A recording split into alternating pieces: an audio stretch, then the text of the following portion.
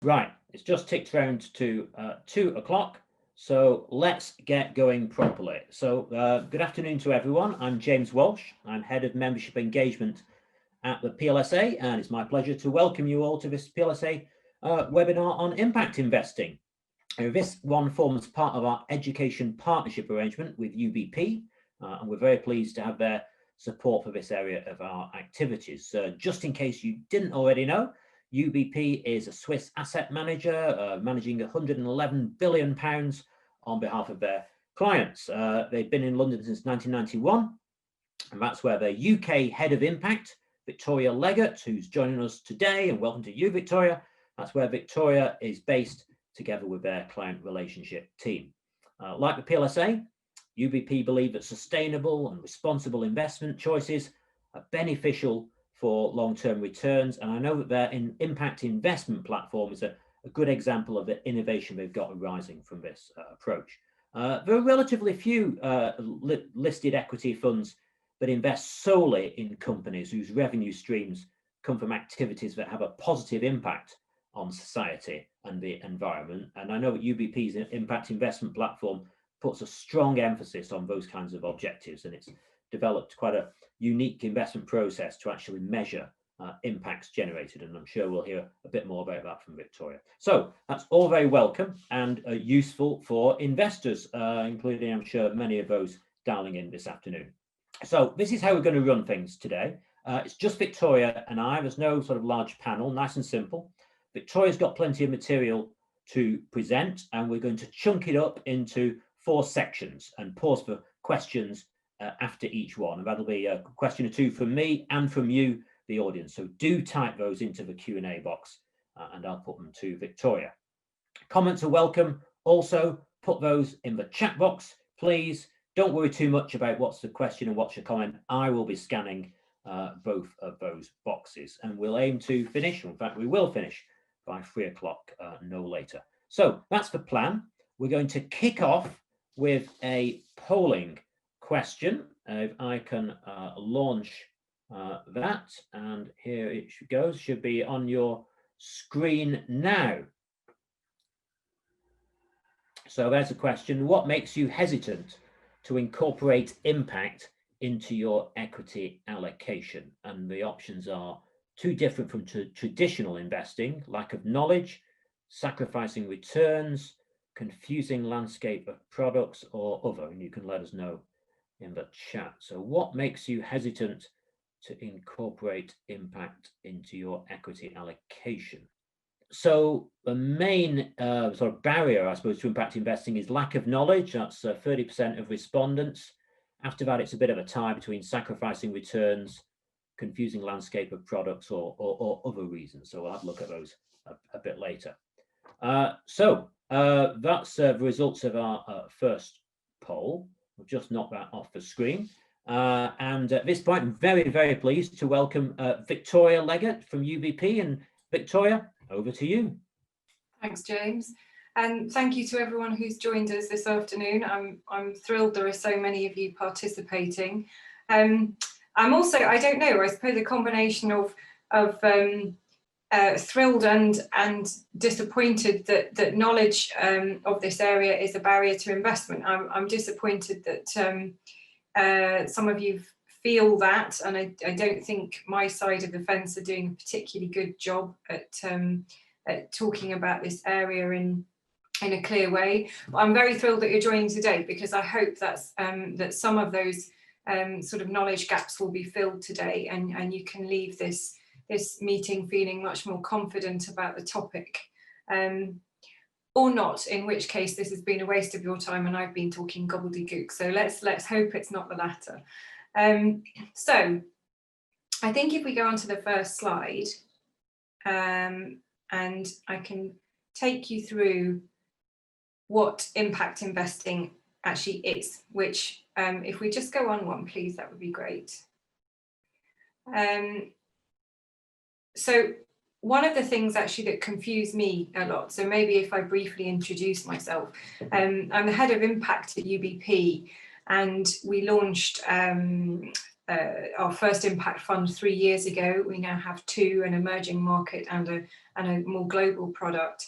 But before that, I was working in responsible investment, and frankly, I was very confused about impact. I didn't know where it sat alongside all the other sustainability initiatives, and there are also a lot of acronyms in this space: SRI, ESG, and some of them mean different things to different people.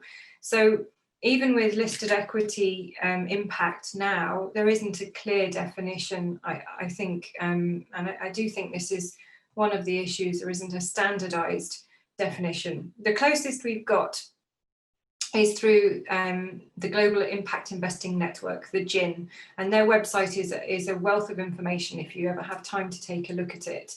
And they talk about impact as delivering a measurable social or environmental return alongside a financial one. Now, this to me is really critical because I come from mainstream traditional fund management historically, and I consider it, you know, my team's fiduciary duty to try and perform. And so the financial aspects of this is really important. This is what we would term a dual mandate. We want to generate financial and non-financial returns. And so how do we do this? You know, the best way of doing this is investing in companies which help to solve the world's biggest and most acute societal and environmental challenges. This is because those companies are experiencing a fantastic tailwind to their growth and profitability.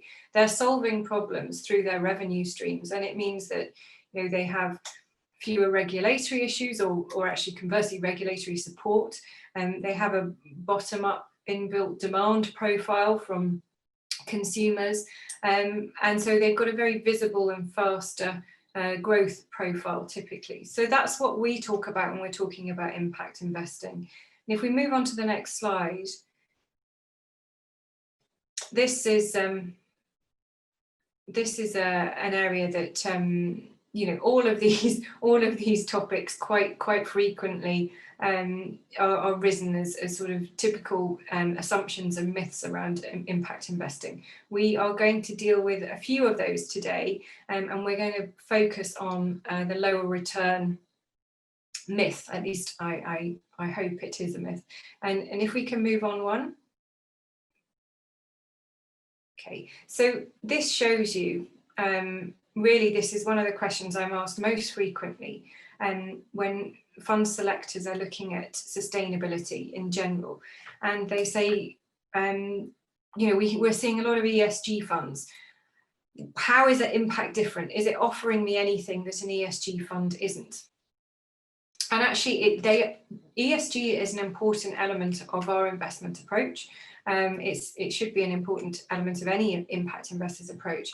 But to us, ESG is actually one of many factors that you would include in your financial assessment of a company. Good ESG credentials can enhance alpha, they can mitigate risk, and they sit alongside the valuation of the company, the fundamentals, what the management are like, etc. But ESG focuses solely really on the operational footprint of the company. So, you know, if you look at environment, how does the company treat the issues of pollution and waste, or their own energy efficiency in their production if it's a manufacturing type business? And on the social side, what do they do about data protection? What's their policy on gender and diversity? And in governance, there are, you know, clear and obvious things like the composition of the board, any corruption issues, bribery, executive compensation, that sort of thing. But if you think about it, all of those issues are related to the operations of their business. They're not really linked with what that company sells. And so impact, first and foremost, really focuses on the revenue streams of that company. What are its products and services? And is that product helping the world, solving problems, or harming it? And that's really where we start. So if I take you onto the next page, this is really clear, this distinction when you look at any third-party sort of data provider, or even in-house research, which some organisations do on ESG. So these examples are MSCI, but it could equally be Sustainalytics, ISS. I'm sure they're all familiar to many of you. So the companies here in question, I know it's too tiny to read the detail, but we've got an oil company, a tobacco company, and an airline. Now, all of them, as you can see, are scoring double or triple A on ESG. They all score brilliantly, and that's for good reason. They're very well-run businesses. They have strong governance credentials. They've got excellent environmental mitigation policies and strong social policies. Their operations are really well run, but they sell tobacco, oil, and low-cost flights. And that is the distinction. And I'm not making a judgment on those businesses, but that is the difference between impact and ESG. You can have any type of business in an ESG fund, so long as it scores well operationally. In an impact fund, you cannot have a business that is generating a negative impact. So if we move on to the next slide, this is a good point probably to pause and maybe just ask anyone listening if they have any questions for the first segment of the presentation, so that you're not in listen-only mode the whole time. Yeah, thanks, Victoria. So that's a great start. I think for the first time, I get it. Well, you know, the difference between ESG and impact in investing. We've had one or two questions coming. I mean, one I wanted to ask you is, I mean, I speak to a lot of pension scheme managers, chairs of trustees, and some of them say things like there are lots of different funds out there: ESG, impact, sustainability, responsible investment. How do pension funds work out which is the right one for them?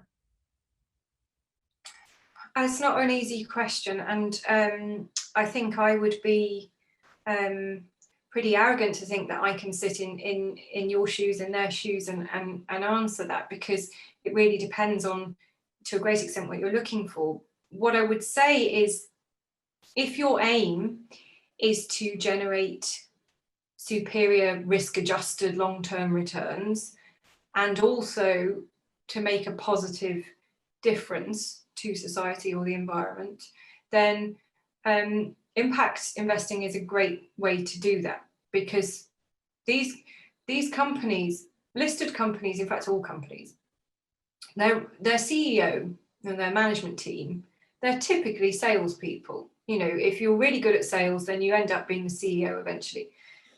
So, you know, gross simplification, but basically. And they care about what they sell. They care about their product. That's what drives them, gets them up in the morning, makes them make decisions, good or bad, on acquisitions. And so if you're investing in impact businesses, if you're investing in companies that their product is solving a problem, you know the management of that company is getting up every day to make that product better and sell more of it. So that gives you an element of reassurance. And so within impact, what I would say is there aren't many shortcuts. It's actually an incredibly labor-intensive way to run a product. That doesn't necessarily mean that it has to be more expensive than another active product, but it does mean that you should really have a checklist when you're looking at managers. Do you have a bottom-up measurement framework? Are you engaging with the companies that you invest in? And engagement is particularly important because if we're talking about listed markets, so this is secondary markets, we are not providing primary capital to companies. So to really truly make an impact, we need to be making a difference as managers and end members or asset owners. We need to be making a difference to the direction and strategy of that company. The best way we can do that is to engage with them. So engagement, a bottom-up approach, and transparency. You know, publish your holdings, publish your engagement reports, publish your non-financial metrics. Make it as easy as possible for people to see what you're doing and how you're doing it. To me, that's the best way that we can grow this industry and help more people get involved with this asset class. Great, thanks. And questions come in from Philip Latham. He asks, are there impact companies in the FTSE 100?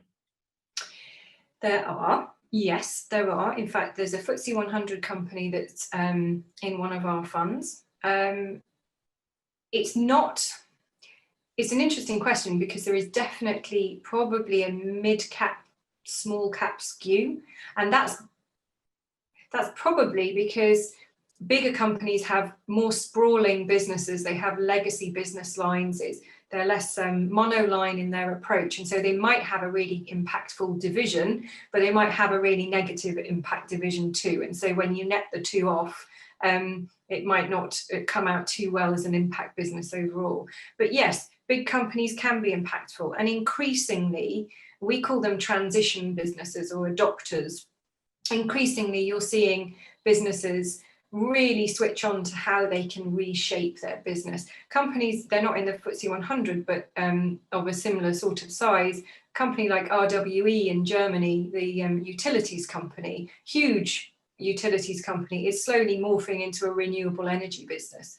The same with Ørsted in Denmark, which used to have what we would definitely term as negative impact business lines, is now also a renewable energy specialist. So big companies can be impactful, and they certainly can change.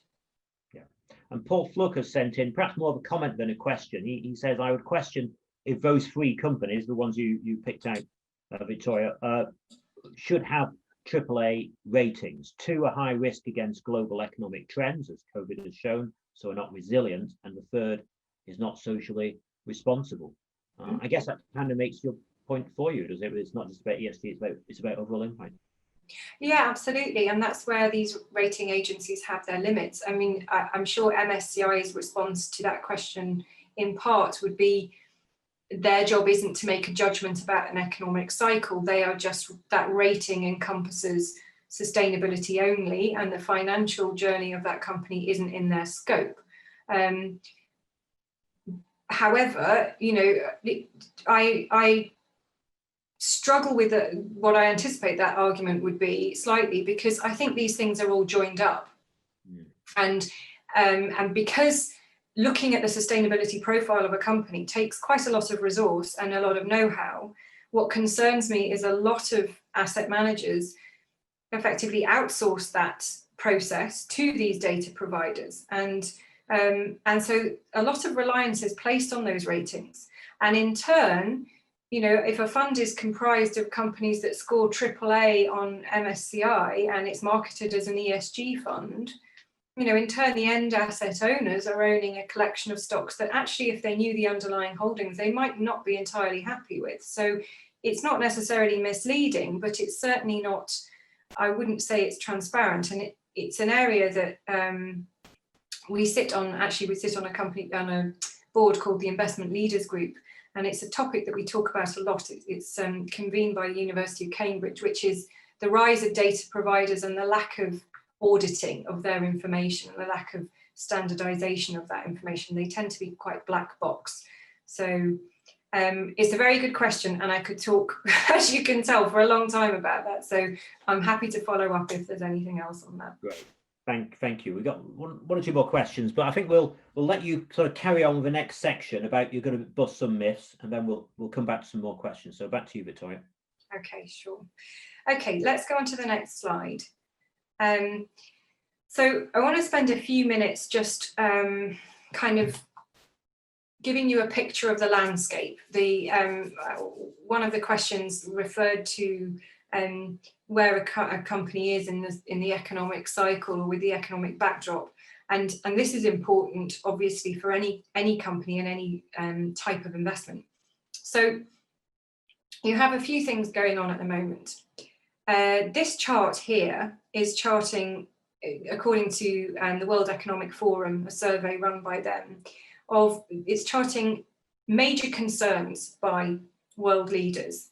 And you've got likelihood and impact. So top right is it's most likely and it will cause the biggest impact financially and in terms of human and societal cost as well.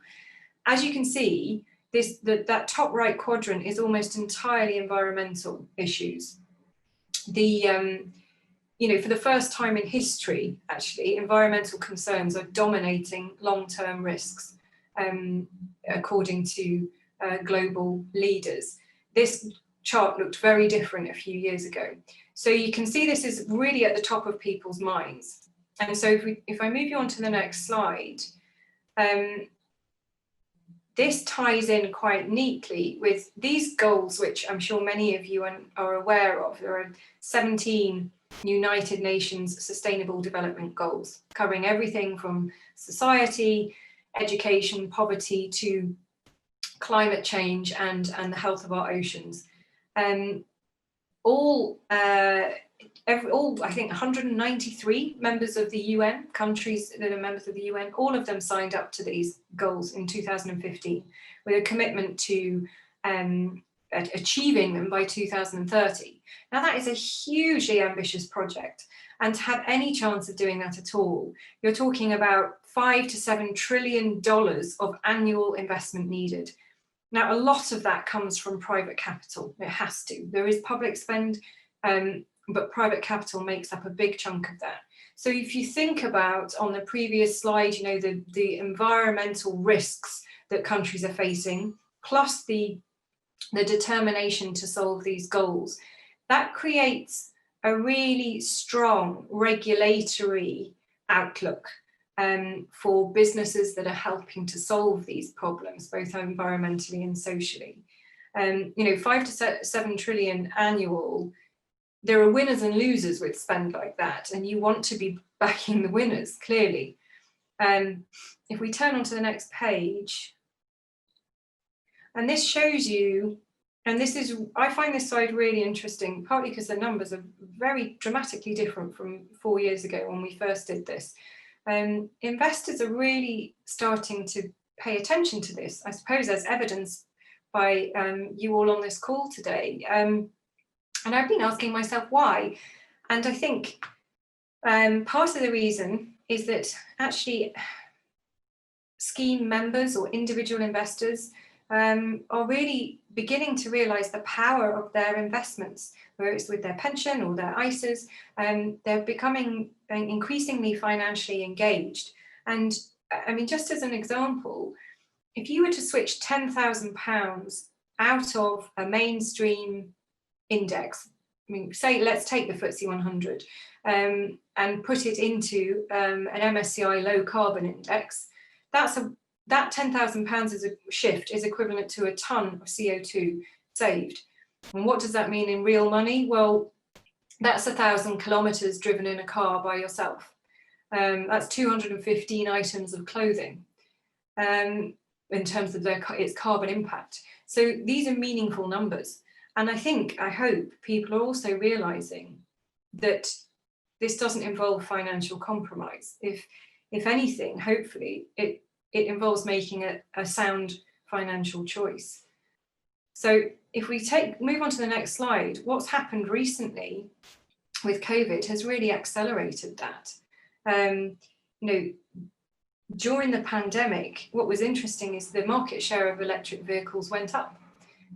Renewable energy was incredibly resilient in spite of a really low oil price. And health tech boomed, online doctor services, one of which we invest in one of our products. It had a fantastic run as people's behavior and habits changed. And you can see the effect of COVID is going to be long lasting. So on the next slide, the recovery will be a green one, green tech and green jobs. The dollar amounts here are what are committed capital. So the real amount could be significantly higher. And you'll all notice that the US isn't in there. And that's because I still don't know who's going to be the president in January. So I didn't feel that I wanted to jump the gun. But if it is Joe Biden, then there's a very large green recovery package going through there too, although I suppose that's Senate dependent. But this spend isn't all on wind turbines or solar panels. This is about really diverse across all sectors, really diverse spend. So sort of renovation of housing, better insulation, better heating systems. I mean, space heating is a massive contributor to climate carbon emissions.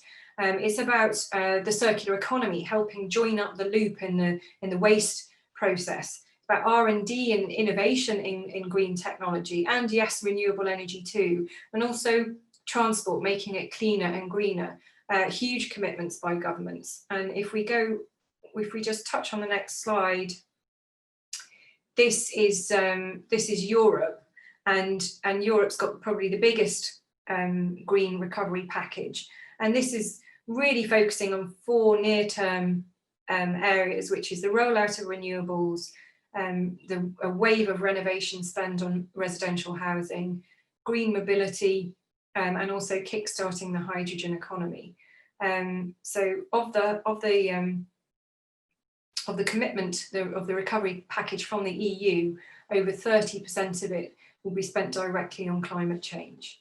I think this is probably a good point to stop for some more questions. So, thanks, Victoria. Very interesting. Just on that last slide, there's a big article in the Times I noticed this morning about how decarbonising our domestic heating systems, getting rid of all our gas boilers, which, you know, most common way of heating our homes, is actually vital if we're going to get anywhere near hitting the government's zero carbon target. So, you know, not easy to deliver. So just back to the questions. I mean, you talked a lot there about the environmental side, but on the sort of social impact side, you know, are you saying that impact can be considered as a lens, a new lens through which we can identify financial opportunity? Yeah, absolutely. And the environmental issues, really, they're grabbing the headlines at the moment, obviously, and for understandable reasons. But with the impacts, we're really looking at the whole range, and we use the Sustainable Development Goals as a blueprint. And a member of our advisory board, Tony Juniper, he's the chair of Natural England and a biodiversity specialist. We're very lucky to have him. And he said something at our last board meeting that really resonated, which is the SDGs are a package, it's not a menu. You can't pick 1 or 2 that you want to solve, they're all interlinked. And so if we want to improve the environment, then that's intrinsically linked with issues like education and poverty. Alleviating poverty and improving education helps people to make better decisions environmentally too. So in the funds at UBP, we have 6 themes. 3 of them are environmental and 3 are social. And within those themes, we address things like education, financial inclusion, so micro lending, payment systems, so rural communities can get access to loans, obviously at reasonable rates and well supervised. And they can get access to vehicles, etc. And so the societal element of it really is important. It's a good question. Yeah. Just one bit of procedure. I just saw a comment from John Anzani. He's had to duck out to go back to something else, and he's hoping to catch up with this on record. And yes, just to confirm, as usual, we're circulating a link to the full recording of this later. Very interesting, Victoria. My ears pricked up even more when you mentioned Tony Juniper. I didn't know he chaired your advisory board, actually. Chair of Natural England and a long-term environmental campaigner. I've actually, it was my idea to suggest that we get him as speaker at the PLSA's trustee conference that's happening in a couple of weeks' time. And I'm pleased to say he's doing that. He's going to open that conference for us. Well, you're in for a treat. He's a brilliant speaker. He is brilliant. Absolutely. I think he's got a lot of insights to say. And I think unlike some of the, maybe sort of dare say, some of the very high profile campaigners in the sort of, you know, green movement, I think he understands that how the financial sector operates and the importance of working with institutional investors and so on, rather than just sort of beating them over the head all the time. So I think it'll be very interesting to hear what he has to say. If anyone's not registered for our trustee conference, go on our website and do so. Just one other question before we move on to the next section, Victoria. I'm not sure it really fits here, but I'm going to ask it anyway because It came in right at the start, which is from an anonymous attendee who asks, why is shorting so far not considered to be a tool in so-called impact investing? I think that's changing slightly. The argument has always been that, well, twofold really. I mean, that you should, as asset managers, you should be good custodians of capital, and potentially driving businesses out of business is not a particularly ethical thing to do. And so, you know, I think back to the banking crisis and the volatility that was enhanced by that sort of behaviour. I think that's where this hang up has sort of, this hangover comes from. And also, I guess it's a question of, for me, this kind of goes hand in hand with the issue of exclusion. So if you short a company, let's say if you short British American Tobacco and everyone shorts it and it becomes a company that's toxic to own, which is actually not far from the truth, looking at the share price up until quite recently. It drives the cost of capital of these businesses up, and ultimately, if it doesn't send them bankrupt, it can send them into private markets. And actually, tobacco is less of a good example than maybe nuclear or defence, because one argument is that if these things need to exist, you know, weaponry, etc. And so they may as well be in the hands of someone who knows what they're doing and is transparent and can be put under the public market glare.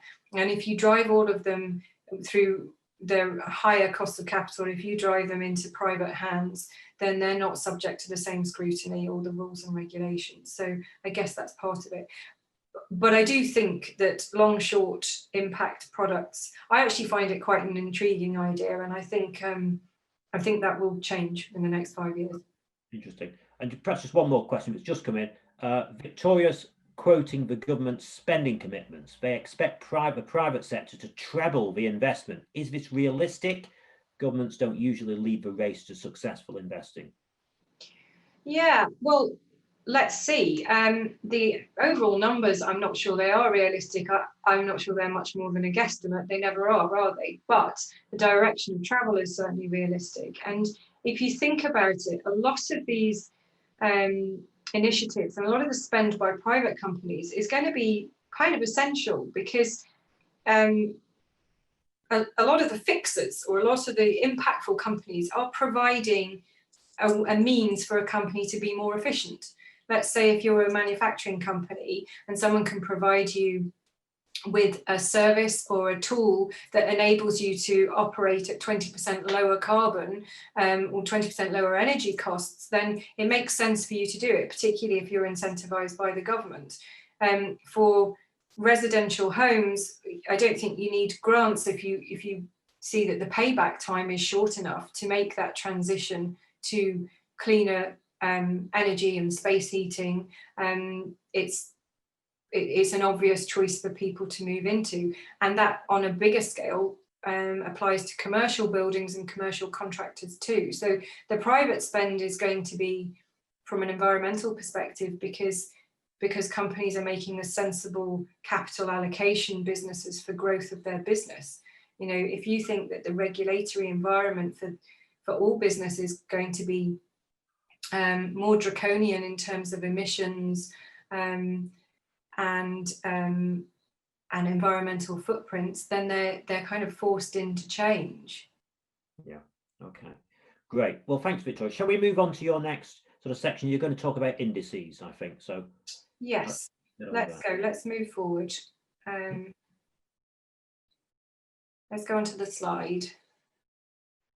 Okay, so this kind of echoes a bit of what we've just been talking about, really. Poor British American Tobacco. I haven't got anything against them personally. They seem to come up a lot. And this is kind of a reminder, this slide and the one to come is just highlighting really that we look at today's index or indices, whichever one you look at, and the top 20, the big contributors to that index. And not all of them, but many of them represent yesterday's world, not tomorrow's. The world really is in transition. And if you take the comparison between Orsted and BAT over the last few years, the market has decided, the market is voting with its feet and is increasingly devaluing businesses where they think there is a transition risk, or they have assets that are going to be stranded. And this applies particularly to sort of oil and gas businesses. Now, there's a caveat here. There is no company or no industry that won't enjoy a cyclical resurgence at some stage. There is volatility with any long-term theme, and you will see in the recent sort of value rally, there are some of these companies have enjoyed a bit of a bounce, but if you look at the long-term charts, it's not as impressive as the short term would indicate. And if we move on to the next chart, keep going, sorry. There we go. This is quite interesting, although it takes a little bit of explaining. So, if we look at the index or the investment universe in the frame of blockers to change, and by that probably your big fossil fuel companies, tobacco companies, adopters, they're companies that might not be positive impact but are going in that direction, and they're making a lot of changes. They're incidentally having to spend a lot of money, a lot of capital to make those changes, and they're typically spending that money with the fixers who are providing solutions for them. And if you look at this pie chart is the intensity of emissions by industrial sector in the MSCI world. So your top 3 sectors make up over a third, and then if you add construction and cement, you're talking about nearly half the index on a few sectors. So there's a real resource intensity with these legacy names. As the cost of carbon goes up, you have lock-in risk, and you have also waste inflation. So that's a topic that's coming up more and more. So the world's major equity benchmarks, they're really, to an extent, and there are exceptions, of course there are, but to an extent they're reflecting the profits of the past, not the future. The growth rate disparity between fixers and blockers is really going to dominate medium-term investment returns, in my view. So if we move on, I can show you with a bit more clarity, hopefully. The real reason why you would invest in these businesses, put the ethical and the environmental to one side, put half of that dual mandate to one side. The real reason is they don't face existential problems. EV, the secret of EV really is that there are far less moving parts. There are 35 moving parts in a Chevy Bolt compared to 167 in a VW Golf. That's an entire auto supplies industry that's going to have to either adapt or face obsolescence. Many of them will adapt. They're adapters, they're adopters. They are changing, but it's costing them money to change, and not all of them will make it. And if you go on to the next slide, there's another example, and this is about major consumer brands committing to targets around their packaging and around plastic. It's a nightmare PR-wise for a Danone or a Pepsi to have an empty Pepsi bottle wash up on a beach in Cornwall these days. It doesn't look great, and they're doing everything they can to at least appear, but actually I think in many cases genuinely improve their approach to sustainability. So these are big commitments, integrating 50 to 100% recycled plastic into their packaging. And you have underpinning that, you've got governmental initiatives. So, the EU has the beginning of this year, announced a new tax on plastic waste, which will start in January next year. The UK has got a new £200 per tonne tax applying to plastic packaging that's produced or imported into the UK. California has its own restrictions that have come in, and Italy and their Minister of the Economy announced a proposed tax on virgin plastic to also be effective in 2021. So again, you know, regulatory support for the companies that provide recycling technology, circular economy, innovation, and alternatives to virgin plastic, and regulatory pressure to these companies you see here that are having to make the change. So if I take you to the next slide.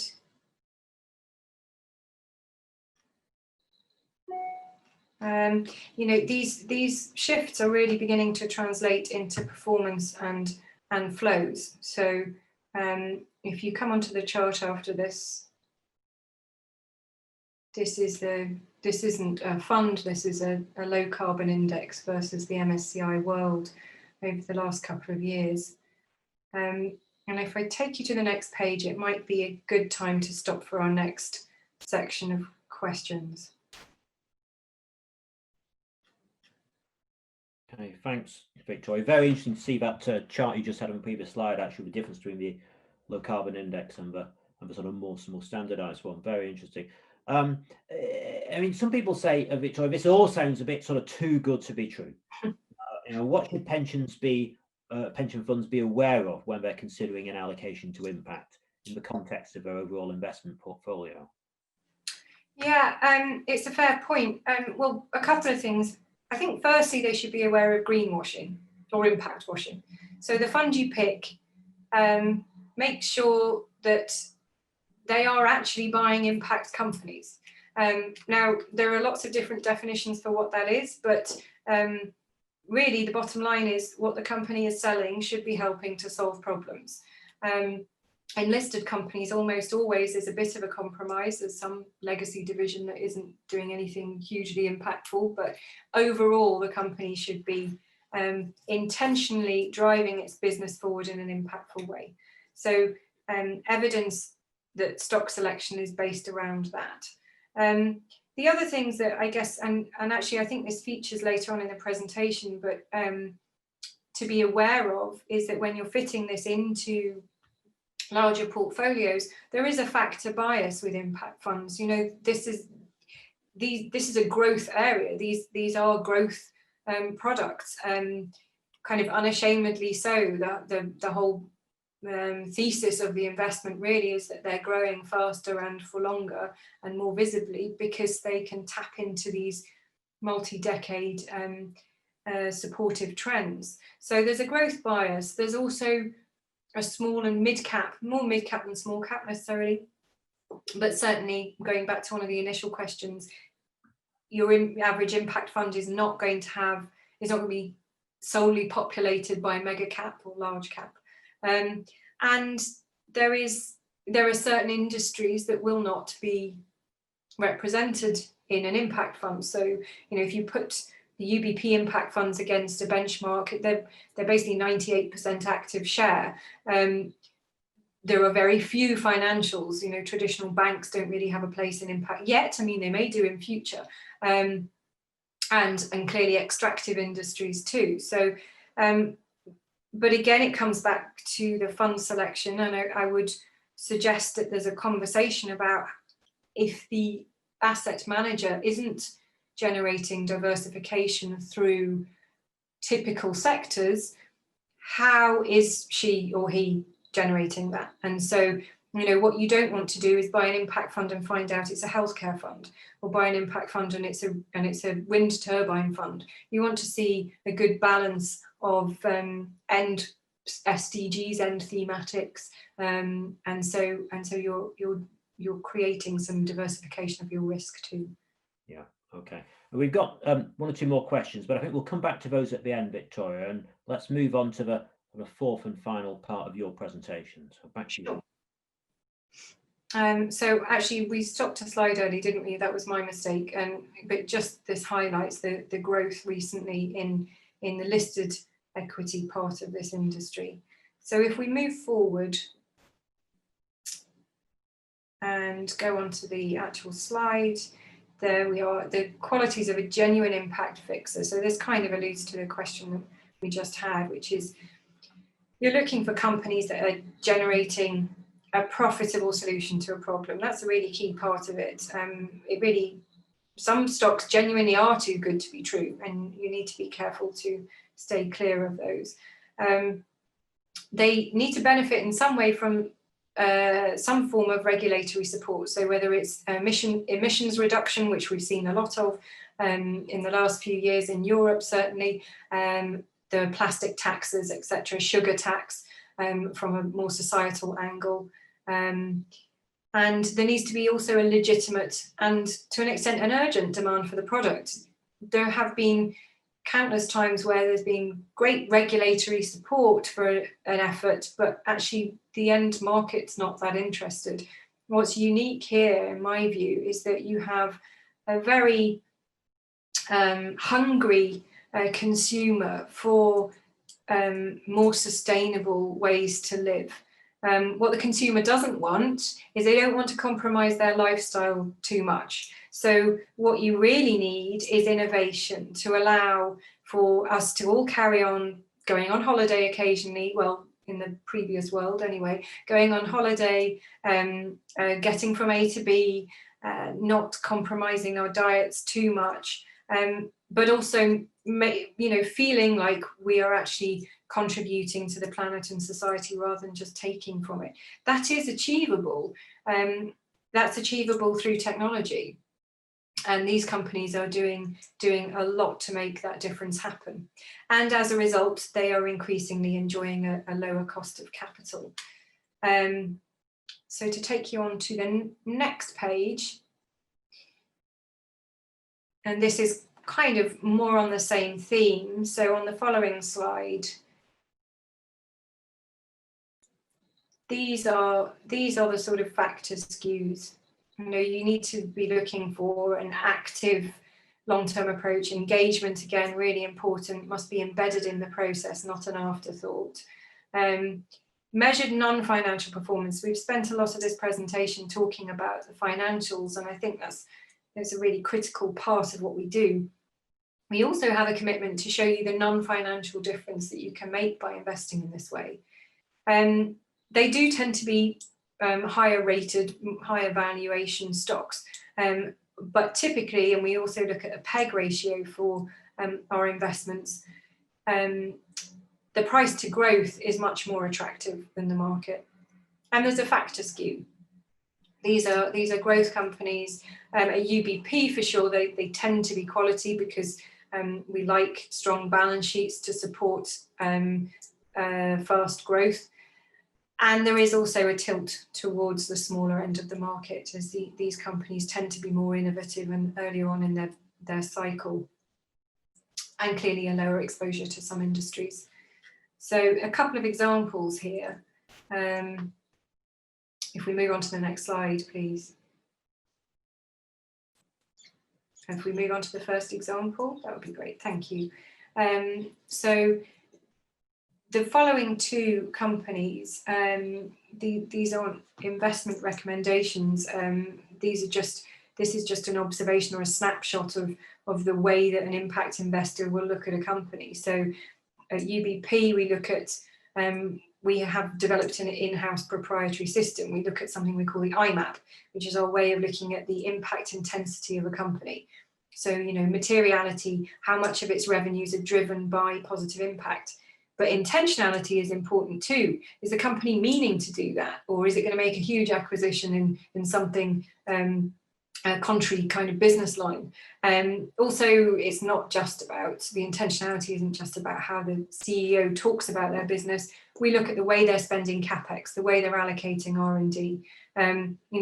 These metrics are really important because the CapEx spent today is representative of the revenue profile of that business in 3 to 4 years' time. Additionality, is the business unique? Has it got high barriers to entry? Are there patents perhaps? And potential, how big is the market? This is about scaling up capacity for this. Can it really be a game changer? So, a healthcare example would be 2 drug companies with a cure for a very rare disease and a cure for type 2 diabetes. Both would have huge additionality for the patients they're treating, but clearly curing type 2 diabetes would be much more impactful on the world more globally. And then on the right, this is where the non-financials come in. Every company is engaged with, and these non-financial KPIs are recorded and monitored. So we actually have some time series data as well. If I take you on to the next slide, that's Safaricom. The previous one was a green cement company. I'm sure you'll have access to these slides and you can read them in your own time. They're quite detailed to go through in a presentation. And so moving on, one more slide. This is really to illustrate the sort of non-financial return you could expect alongside your financial one. So these are for every €1 million invested. Each €1 million invested can be associated with the following things. So this is one of the most difficult things we have to do, because none of these KPIs are available publicly anywhere. This is all about digging, engaging with the companies, getting these data points. They're not typically financially sensitive. It's not about getting inside information. It's just about companies not publishing information that they don't think investors are interested in, and changing their mind on that is also part of the journey. But if you look at the following slide too, this one is more global, and the following slide shows you the difference you can make. This is from our emerging market fund. And then lastly, on the last slide, this is footprint information. So this is kind of more ESG related, but I think it's still interesting that one of the funds at UBP, if you see these drops of water, the water withdrawal represented by the companies in that fund is meaningfully less than the benchmark, with 40% lower emissions than the benchmark too.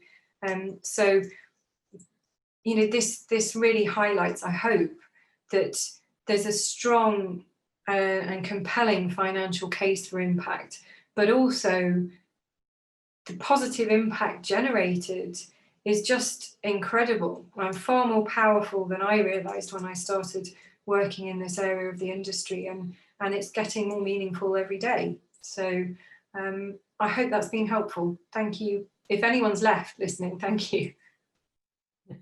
There's plenty of people left, Victoria, and it's been very, very, very helpful. Thank you. Let's just have another look at the questions. One question that's come in from an anonymous delegate who says, is it a good sign or a bad sign that ESG ratings can vary such a lot? For example, Imperial Brands got an A rating from MSCI, Sustainalytics rates it as medium, while Aegon would exclude it altogether.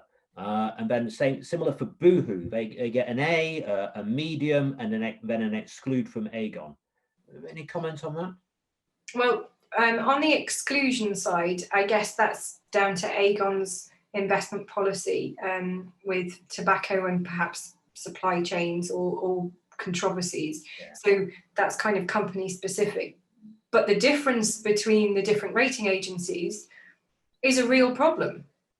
I mean, it frankly is one of the things that annoys me very much. In fact, professionally, it probably is the thing that annoys me most. I'm saying professionally because I'm thinking about my dog who chewed the corner of my sofa yesterday. So I think we all need to actually work together on this. I think it's a major problem. And you have investors who don't really rely on these data providers, or they rely on them for certain things or use them to cross-check. We do that. We subscribe to both MSCI and Sustainalytics, and I look at them fairly regularly to kind of just double check something or look at the business involvement screening. And these data providers are good at some things, but they certainly need human interference to check or sense check the numbers and the data and the score that's put out. And so collectively, I think it's my duty to not rely on that data. It's your duty to interrogate me about the use of that data. And it's also coming back to me, my duty to push up the agenda with collective asset management engagement to try and make these to hold these companies to account and to try and persuade them of the argument to be more transparent. Because the problem is, Imperial might score, or any company, they often score different things, but I don't know why, because they don't release their methodology. So if I'm asked about that by an end investor, all I can say is, you know, we look at both, but we don't make a decision based on either. We make a decision based on our own work, but not all funds are like that. And just one last question, Victoria, maybe for a short answer. For those pension funds who might feel that impact investing is just a step too far for them at the moment, what would you say to them? I understand. It feels like a big leap. I don't think it is. I think if you reframe it as a thematic investment rather than something very different, I think if it feels a step too far, then keep learning more about it, keep coming and talking to people like me until you feel comfortable with it. It certainly shouldn't be any more or less than any other active investment. It certainly shouldn't be considered something that you're going to have to compensate for in the rest of your portfolio for financial returns. Quite the opposite, I hope. Yeah. Okay. Now we've got a survey that we'd like people to answer. It's just a one-question survey to ask for people's comment or rating of the webinar, and I've just put a link to it, which is why I just hesitated slightly while I was pressing a few buttons, but I've just put a link to that in the chat box.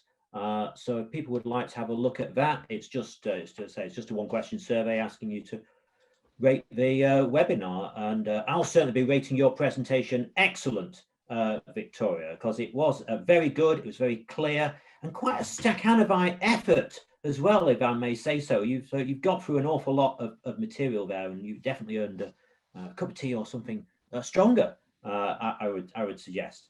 Now we do have one final poll before we wrap up, and I'm just going to see if I can call that up. I nearly launched the previous poll, so we're going to select poll 2 and launch that, and you should see that on your screen now. Has your view changed during the presentation? And I'm going to close it off now, and very pleased to say, Victoria, 75% of our delegates say yes. USA. Well done you. Thank you. And the 2 people who said no, please come and talk to me. There was a few no's, and one person still reservations, but I think overall that's pretty good. So big thumbs up, I think, for your presentation. So that brings us really to the end of proceedings for today. This has been recorded. As I said earlier, we'll send the link round. The slides will also be available. Do please, if you've got a second or two, rate this webinar before you log off. Thank you very much to everyone who's dialed in to join us. Thank you again to Victoria for getting through such a lot of material so well, and to everyone, enjoy the rest of the day. Thank you. Goodbye. Thank you very much.